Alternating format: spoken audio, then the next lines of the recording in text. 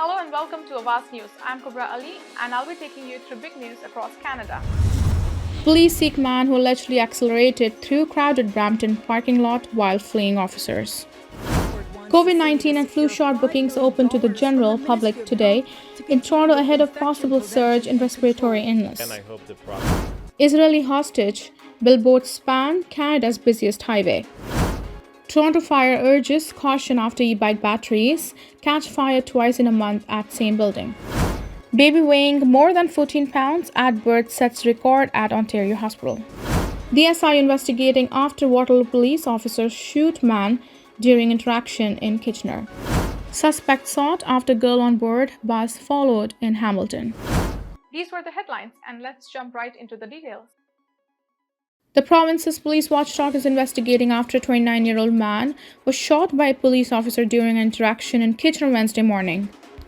The Special Investigations Unit, SIU said Waterloo Regional Police were called to the area of Veronica Drive and Kinsey Avenue at around 9:45 a.m. for reports of a man sleeping in a vehicle. Officers arrived and became involved in an interaction with a man in vehicle. The SIU said at some point an officer shot at the vehicle and struck the man. He suffered a serious injury and was taken to the hospital. The SIU, which investigates the conduct of police that may have resulted in death, serious injury, sexual assault, and/or discharge of a firearm at a person, has assigned 3 investigators and 2 forensic investigators to the case. In addition, 1 subject official and 3 witness officials have been designed.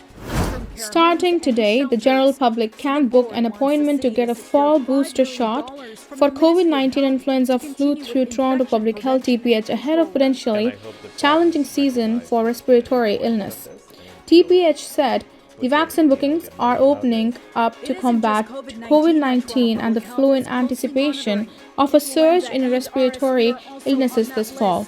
Toronto residents will be able to get their updated COVID-19 vaccine and flu vaccine at the same time at fixed-site vaccination clinics, pharmacies, or primary healthcare providers. Bookings open today with the first appointments for the general public starting on October 30th. The city says thousands of appointments have been added at its vaccination sites. You only need 1 appointment at a fixed-site vaccination clinic to get both shots. Vaccine bookings for those in vulnerable and high-risk groups opened on October 10th. Public health officials have urged people to get whatever shots they are eligible for in order to help stave off an anticipated wave of illness this fall and winter as people spend more time indoors.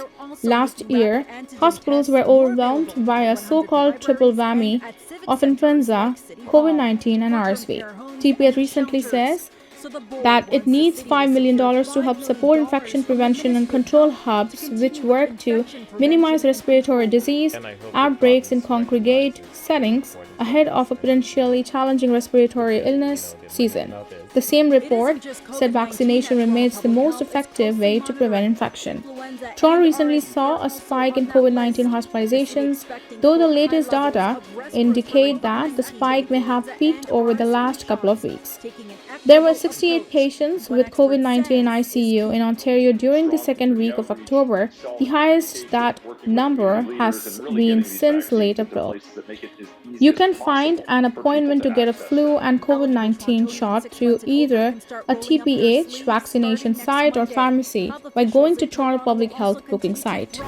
Police have issued a warrant for a Brampton man who they say accelerated through a crowded parking lot while fleeing officers over the weekend. Peel police say that officers were first dispatched to a call for vehicles driving rapidly in the College Plaza parking lot near Steeles Avenue on McLaughlin Road at around 10:30 p.m. on Saturday. When police arrived on scene, they observed the driver of a black Jeep Wrangler allegedly performing several reckless maneuvers while endangering pedestrians in the area. Police say that after a brief interaction with officers, the driver sped away from the scene while accelerating through the crowded parking lot in a dangerous manner and hitting a stop sign. A suspect identified as 26-year-old Brampton resident Gurpreet Singh is wanted for dangerous operation for motor vehicle, obstructing a peace officer, and flight from a peace officer. Anyone with the information regarding Singh's whereabouts is urged to contact investigators with the 22 Division Investigation Bureau at 905-453-2121 extension 2233. An obstetrician at a Cambridge hospital said he received quite a shock on Monday when he delivered Sonny Ayres, a healthy, chubby newborn weighing 14 pounds 8 ounces. Ayres, who was delivered via cesarean section, is the biggest baby born at Cambridge Memorial Hospital since 2010, the year the hospital started keeping track of that data. The shock when the baby came out, just chubby and chunky, and he went on weighing scale, and yeah, it was quite a large baby, Dr. Asa Ehimbisibwe told Awaz News. His mother, Brittany Ayres, said she knew he was going to be a large baby but was surprised when she saw his actual weight. He was born 14.5 pounds, and I didn't think I would ever be saying that out loud, she told Awaz News. We were very surprised at how big Sonny was. The average baby weighs about 7 pounds at birth, about half of Sonny's weight. The baby, who is the youngest of 5 children, is only slightly heavier than his older sibling, who was born at the hospital a couple of years ago. She had baby, who was 13 pounds 14 ounces, maybe 2 years ago, so it was around the same size with the previous baby, Ehimbisibwe said. Chance Ayres, Sonny's father, described the newborn as a little more stout than his older siblings were at birth. He is big round. A lot of our other children were long, he told Awaz News. He confirmed that Sonny is the last child the couple plans to welcome to the family. This is the end, he said with a laugh. 5 is enough. Toronto Fire Service TFS is reminding people to be extra mindful after 2 fires involving lithium-ion batteries occurred at the same building this month. Late Sunday afternoon, 2 people were taken to hospital for smoke inhalation after an electric bike ignited at a residential high-rise in Toronto's Yorkville area. Just 2 weeks earlier, on October 7th, Toronto Fire attended the same Toronto Community Housing building at 877 Yonge Street, just north of Church Street, for a 2-alarm fire, also involving an e-bike. In this case, paramedics assessed 2 people. Both incidents are currently under investigation, Deputy Fire Chief Larry Coco told Awaz News. Coco said that in recent years, TFS has seen a notable spike in the number of calls for fires and even explosions involving lithium-ion batteries, which are used to power smartphones, laptops, micromobility devices like electric scooters, e-bikes, and hover boats, as well as e-cigarettes, smoke alarms, and toys, among other things. In 2022, Toronto Fire responded to a total of 29 calls involving lithium-ion batteries. So far this year, the fire department has already responded to 51 incidents, and there's still more than 2 months to go. Coco said that lithium-ion batteries can be useful as they pack a lot of power in a compact space. However, with that concentration of energy, the risk that could catch fire or blow up increases.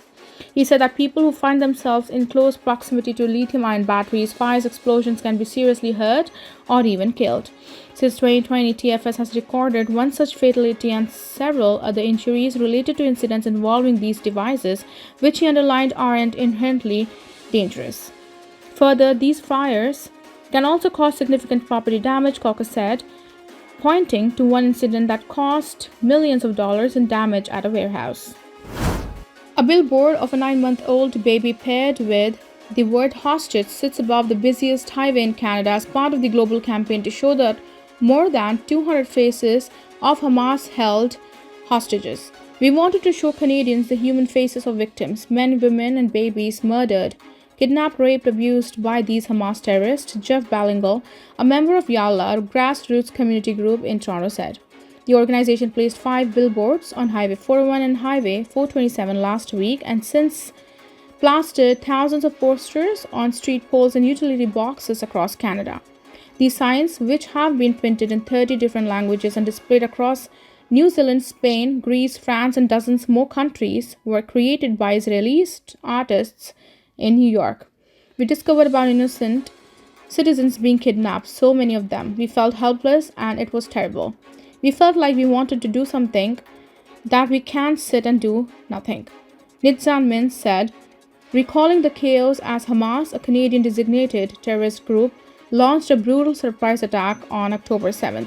Min and Band-Aid had just moved to New York weeks earlier for an art residency program. At first, we didn't know what to do, Min said.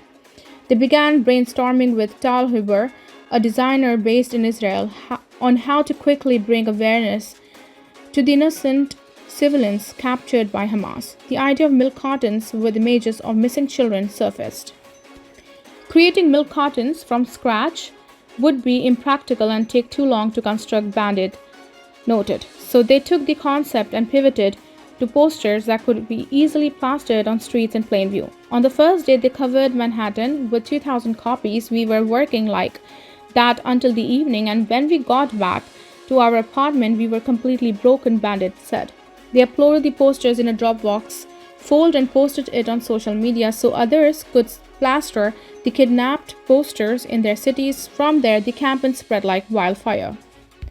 Images and videos of people tearing down the posters in New York, Florida, and London have surfaced since the campaign began. There have been no reports of posters removed in Toronto. Those people are still alive. They are real people, Min said. We just want those people back. Hamilton police are searching for a suspect who allegedly followed a girl while she was on board a bus. The incident happened in the area of Barton Street East and Lottery Street at around 11 a.m. on Tuesday. Police said a young female was standing at a bus stop when an unknown man approached her. After a brief conversation, the young female boarded an HSR bus. The male returned back to his vehicle and followed the bus, police said in a news release on Wednesday. A photo of the vehicle has been released. It is described as 2019 blue Honda Civic with Ontario license plate BZEH330.